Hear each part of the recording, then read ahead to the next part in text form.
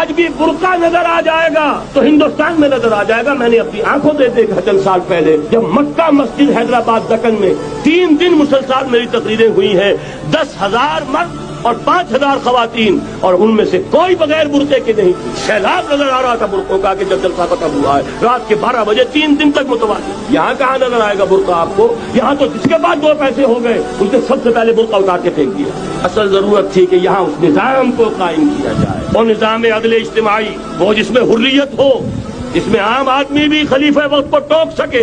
ये कुर्ता कैसे बन गया? एक खातून भी खड़ी होकर दामन पकड़ ले, उमर तुम्हें क्या हक है कि हमारे मेहर के ऊपर पाबंदी लगा रहे हो, जबकि अल्लाह ने नहीं लगाई। अल्लाह कुरान में किंतारा का लफ्ज इस्तेमाल कर रहा है। ढेरों सोना दे दे कोई शख्स अपनी बीवी को मेहर के अंदर, तलाक देते वक्त उसमें से कुछ नहीं ले सकता। आप कौन होते हमारे हक के ऊपर पाबंदी लगाने वाले? और उमर ने कहा, आज एक बुढ़िया ने वो अब उमर को दीन सिखाया, ऑर्डिनेंस वापस।